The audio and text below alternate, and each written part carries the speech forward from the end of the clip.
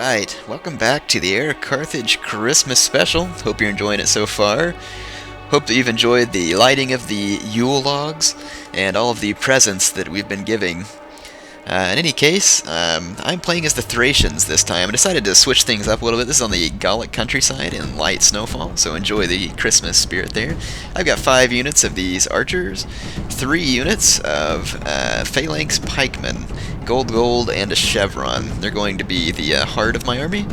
On either flank I have 2 units of these gold falksmen. You can see they're in the Christmas spirit by wearing those trendy trousers there and no shirt in the snow. And these bastarnae are even more in the Christmas spirit by polar bearing in nothing but a loincloth, basically. And now I also have 4 units of these Greek cavalry, light cavalry, and my general is right here. Let me zoom up. Here's my general.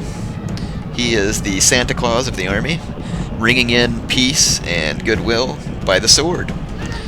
And that is a barbarian chosen warlord, or bodyguard, something like armored bodyguard. I don't remember what it is, something like that.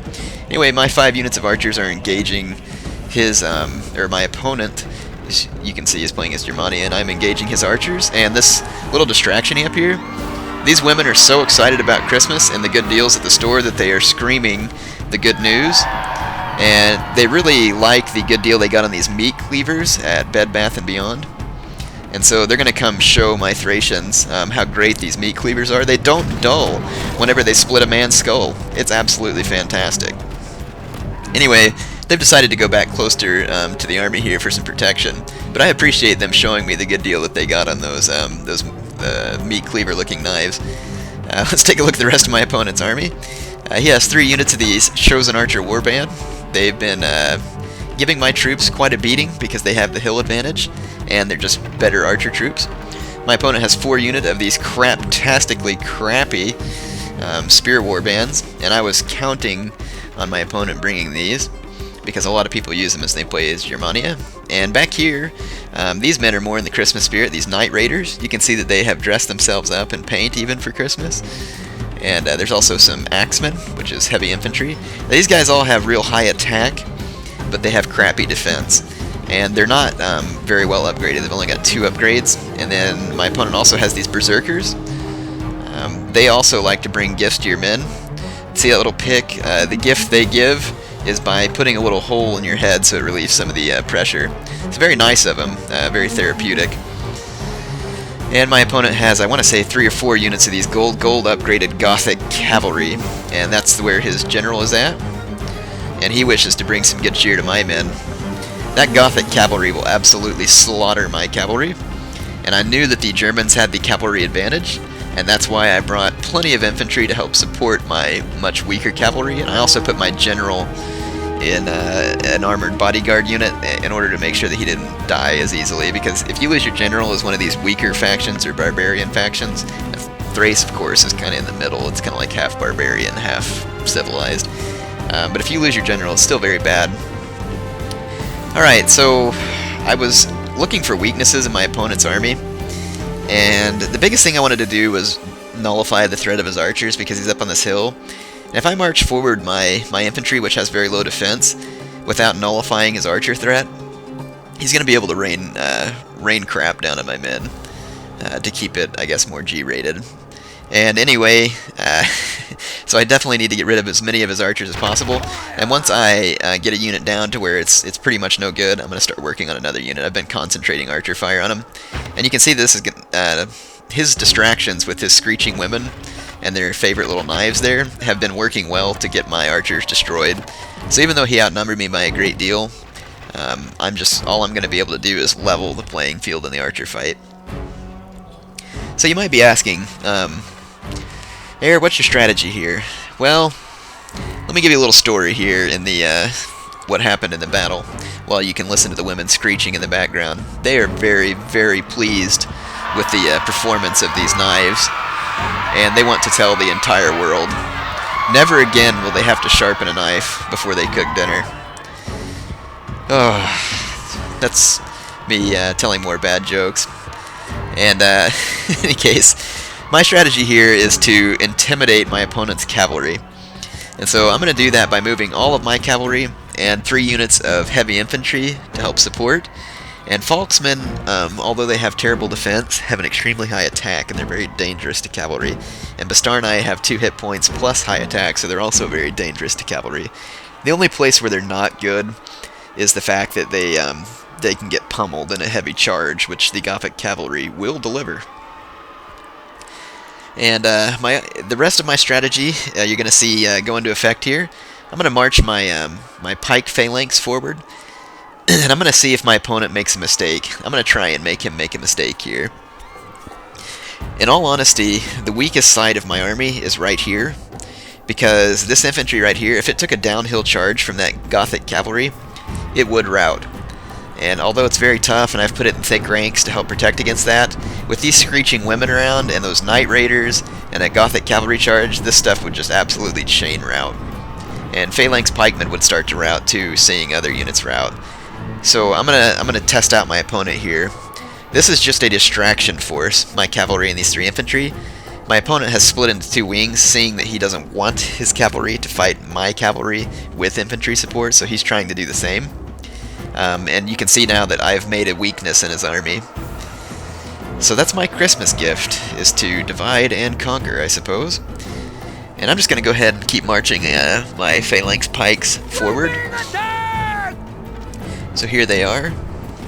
They're probably singing Christmas carols too, or at least they should be. You know, that'd be nice of them to bring in the spirit. And I think many of you know that with gold upgrades and a chevron, these pike phalanxes are going to absolutely destroy these spear warbands, who are craptastic in every way. The only real use for spear warbands is Germania, is like a very, very temporary holding troop, so that you can get troops like Knight Raiders and Berserkers into your enemy's flank. And you can see that my opponent wanted to start moving to the flank, but he's got Falksmen and Bastarnae. And you can see here it says intimidated by nearby enemy. My troops could easily rout with the cavalry charge because they're intimidated by these Knight Raiders, and they're intimidated by the crazy screeching women. But my opponent never sends his cavalry over here. That was a huge mistake, because there is nothing that I could have done about it. And now that his spear warbands have routed, there is now something I can do about his cavalry coming over here. So that was my opponent's chance to win this battle, and by letting me do that, he has definitely lost the battle at this point. And you might say, well, it's a little early on to tell that. No, he's definitely lost. There's times in battles where you have to be willing to take the initiative and take a risk to see if it pays off. So let's watch these Berserkers fighting my men. His Berserkers are totally surrounded, and they went headlong into an extremely tough mob of infantry, and so they're just going to get absolutely wasted. So the Berserkers were an important part of his army, and he's now lost them, and I also chased off his screeching women. So that's going to take away some of that intimidation factor that he had previously. And my opponent still hasn't made any moves, which is not smart on his part. He should have tried to at least attack my army while it was split up, because now I'm just going to converge on him. And it was kind of funny when this match started. I start back here on this hill, my opponent starts on this hill, and he sends me a message that's like, are you just going to stay, or he said, I suppose you're just going to stay up there on that hill, like I was planning on camping.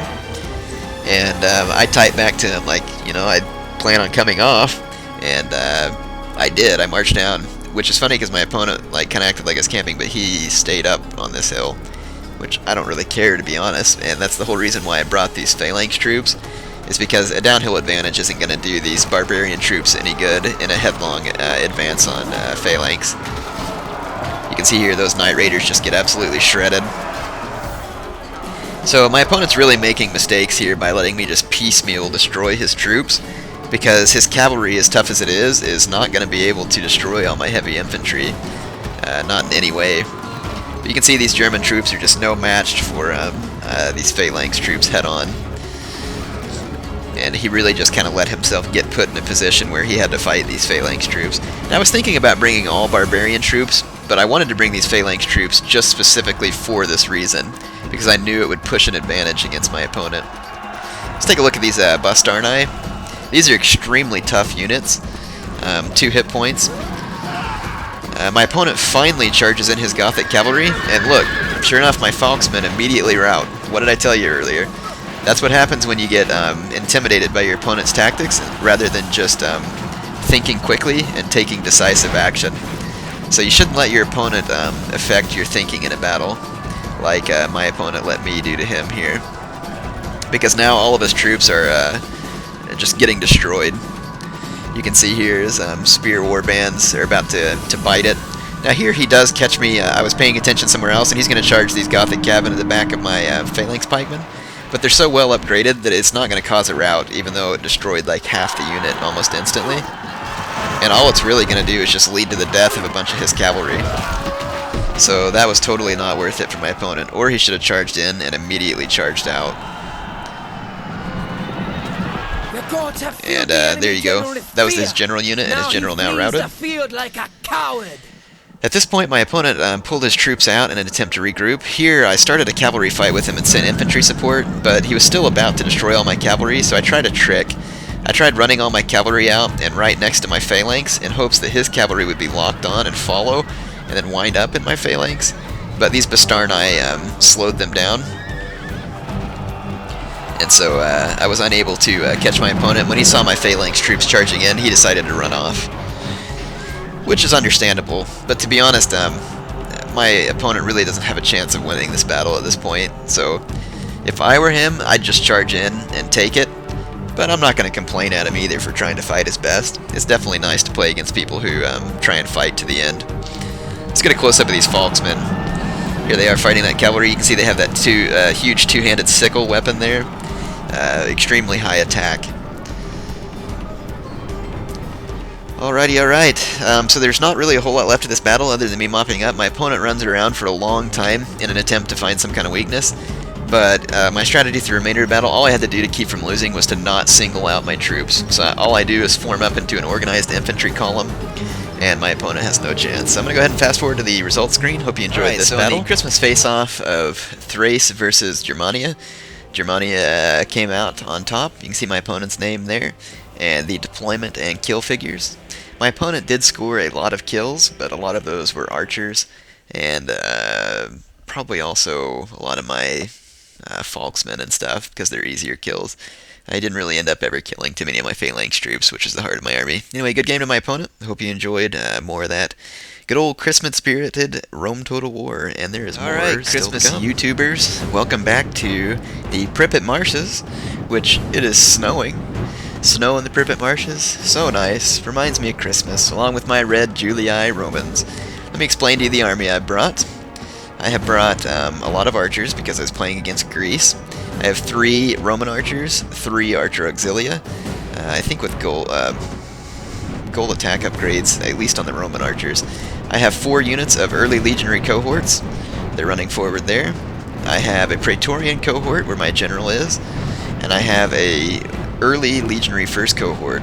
Now I brought this type of army because rather than just playing urbans against the Greeks don't have very good cavalry, so I was going to try and bring lesser infantry and try and win a cavalry advantage. I brought 1 unit of legionary cavalry and 2 units of Roman cavalry, which is that, 3 units of Roman cavalry. So that would have given me an easy cavalry advantage over most Greek armies. My opponent, though, I was looking at this army over there, and from like a faraway view like this, I was like, oh, my opponent must have troops hidden in the woods. But then I looked at the power meter, which was like heavily laid in my favor, and sure enough, this is all my opponent brought, and you can see that he has poured a ridiculous number of upgrades onto these Spartans. And for some reason, so many players online.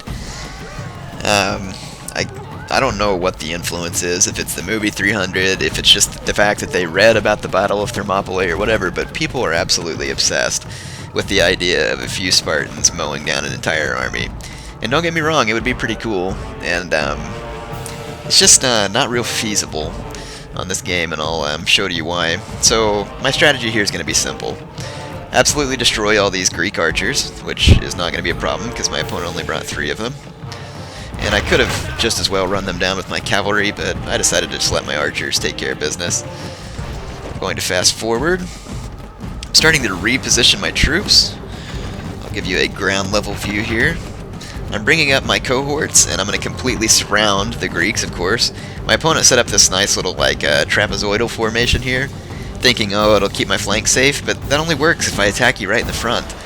And the problem with the idea of Spartans defending a small area is that it actually has to be a bottleneck. And if it isn't a bottleneck, then you're gonna die. So, sorry to my opponent, but that's the way it's gonna be. I'm not gonna attack you from the front. And so here I am surrounding. I'm gonna retrain my archer fire into my opponent's general, attempt to kill his general. And then I'm gonna launch a pillow storm, followed up with flaming arrows. And I'm gonna see if I can rout some of his Spartans without even touching them. Now, I'm sure I could rout all of the Spartans just by simply firing all my arrows, but I don't feel like I'm playing that kind of game. So here's my archer fire. I'm definitely hoping that this Greek general enjoys the gift of arrow fire. I know that his men are enjoying it. They're being absolutely cut down. And eventually my opponent's going to get sick of me shooting the crap out of his general, and he's going to run his general away. Which is also fine with me, because all that's going to mean is his general's not here to support the morale of his troops. So here you can see me completing the encircling maneuvers. Let's take an above look. My opponent's formed up a general all-around defensive posture. I'm now going to turn on my Pilla here any moment, and I'm going to unleash the furies of Rome, as it would be, onto these Greeks. And here, instead of a noob box, my opponent was kind enough to form a new geometry, which is the noob triangle. But as you're about to see, it's going to be just as ineffective as a noob box. So Merry Christmas, Spartans. Merry Christmas. Enjoy the rain of heavy spears and flaming arrows. So here comes some more. We're going to be turning some of these Spartans into Yule logs once again. I think I have thrown the vast majority of my Pilla. And these Spartan units are, well, actually I don't know if I have thrown all my Pilla. Let's wait for it. Nope, yeah, here comes some more Pilla from my Praetorian cohort. Now my opponent's getting sick, absolutely getting trashed, so he decides to attack me. Check it out. This unit of heavily upgraded Spartans gets hammered in the back with flaming arrows. Or, no, it was this one, sorry. And they routed before they even touched my troops. So, that unit of Spartans routed with 43 men, so over half strength. If that gives you any idea of the morale destabilizing effects that a Pilla Storm and flaming arrows have.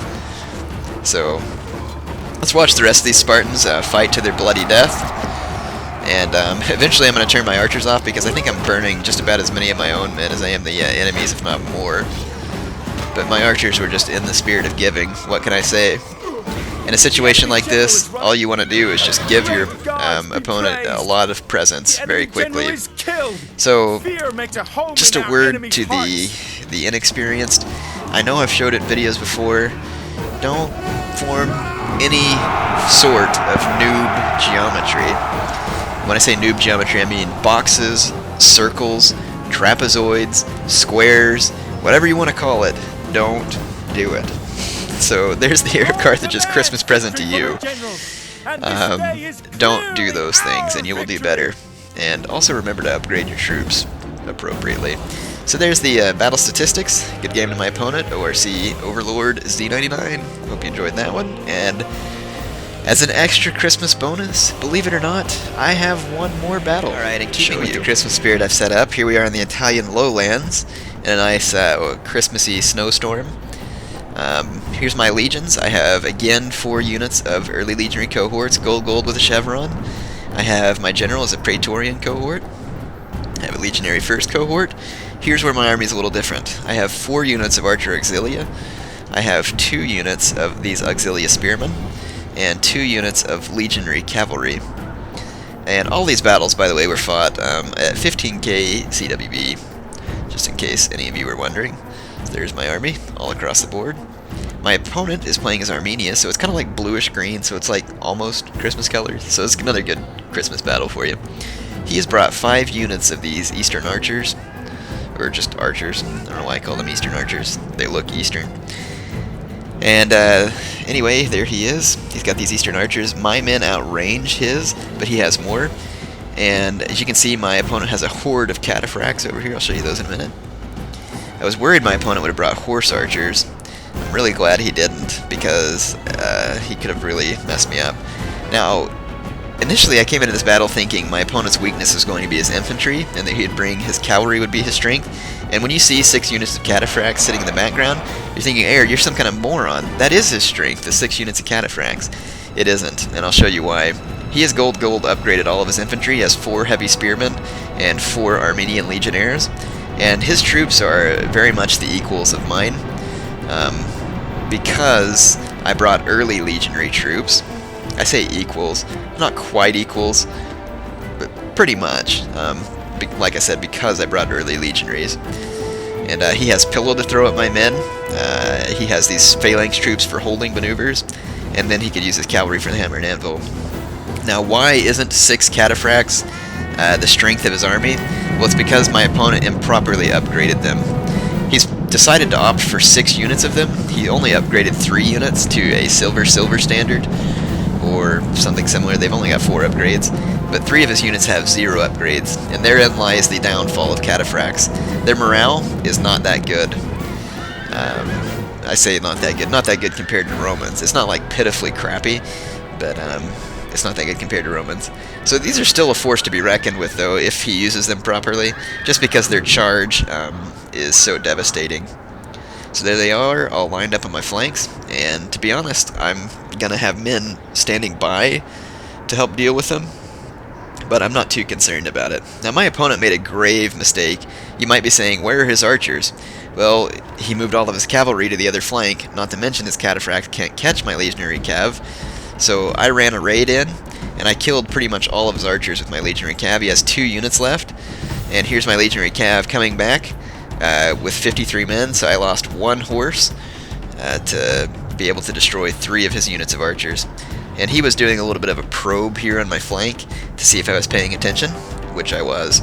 So now my strategy is to absolutely chew up his archers, and then I'm going to move my archers to opposite of his cavalry and start wasting his infantry in order to make sure that his infantry doesn't do very well. So it's really pretty simple. My opponent keeps maneuvering his cavalry, but it doesn't matter. He can maneuver all around in the background. I have plenty of infantry to support my men. Now, had he brought lesser numbers of more heavily upgraded cataphracts, it would have actually been a lot larger threat to me. I have these auxilia spearmen to brunt the charge of the cataphracts, and they are going to be what I'm depending on, but fully upgraded cataphracts, they can rout these guys. And I think that's why, but since his cataphracts aren't fully upgraded, it's going to be tough. And my legionary cav is fully upgraded, and these guys are fairly tough themselves. A little overpowered, to be honest, but I had to bring them, knowing that my opponent had access to cataphracts. So here's my archer auxilia, and they are unleashing some furious volleys here on the remaining Armenian archers. You can see that they are no longer an effective force on the field. So it's at this point that I'm going to start moving my archers to the flanks. Let's go ahead and watch that. Now my opponent sees what I'm doing, and he's going to go ahead and try and march his infantry forward. And I also put my archers on skirmish just now because he's starting to chase them with his legionnaires, and he'll never catch them. So at this point my opponent is basically screwed unless he pulls off a very coordinated attack. And that's because I can pick apart as his men. Like if his legionnaires come to focus on my infantry, they're going to get nailed by my archer auxilia in the rear.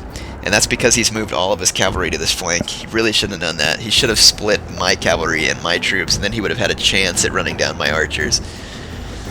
So here my opponent is going to come in for a massive cavalry attack, or at least he's about to. He does have a downhill charge bonus. I've got all my spearmen moving in this direction, because I'm going to use them to break his charge, and then I'm going to use this legionary first cohort to hold them in place, or early legionary first, sorry, and then I'll use my cavalry to flank and do a downhill charge. So here comes the mess. You can see that his charge only killed about 10 or 11 of my men, like I said, because his cataphracts aren't upgraded enough. And here's my early legionary first cohort, and look at that, 2 of his cataphracts just instant routed. That's exactly what I'm talking about. They routed with more than half their men. And here I end up sandwiching his this unit of cataphracts here, one of the upgraded units. And he never put his cataphracts into secondary attack mode with a mace either. So that was also a very bad move on my opponent's part. And he also committed his cataphracts before he committed his infantry, which was also a mistake. When you do an attack, it needs to be coordinated, it needs to be all at once, or else your opponent is just going to destroy you piecemeal. You've got to have a better plan than that. And I'm not trying to be mean to my opponent, I'm just using this to teach strategy. I want everybody online to have an opportunity to learn and enjoy it. Here I'm going to chuck a few Pila and then charge these Armenian spearmen. And we're going to start bringing the Spirit of Christmas to them. But I'm only using early legionary cohorts, so I mean this isn't going to be like an instant break or anything like it would be if I was using urbans. Here I'm going to do a flank charge with my Archer Auxilia, who have now expended pretty much all their ammo, if not all of it. And that causes a rout on some of these legionnaires, because they were outflanked. These spearmen are going to stand their ground a little bit better, but now my cavalry is in the rear, and my opponent's army is about to suffer a chain rout soon. There goes his general, which was in a regrouped unit of cataphracts. You can see that when the general died, just as soon as he died, the spearmen routed with only 12 losses. And there goes his whole army. It's just an absolute chain rout. So my opponent made some tactical mistakes there, just like I guess all of my opponents did tonight. Anyway, hope you enjoyed this Rome Total War Christmas special with the Heir of Carthage. Hope you all have a Merry Christmas and a Happy New Year. And if I have viewers of other faiths or beliefs, I hope that you enjoy whatever holidays it is. And if you have no holidays, then I hope you enjoy the time anyway, because it's a good time of year. So, like I said, happy holidays to everybody. Hope you enjoyed this Christmas special. I was obviously in the spirit of giving here, as I gave my opponent 1,127 kills. And I hope that you enjoyed that match. There's my opponent's name. Again, Merry Christmas. I will see you all back after Christmas.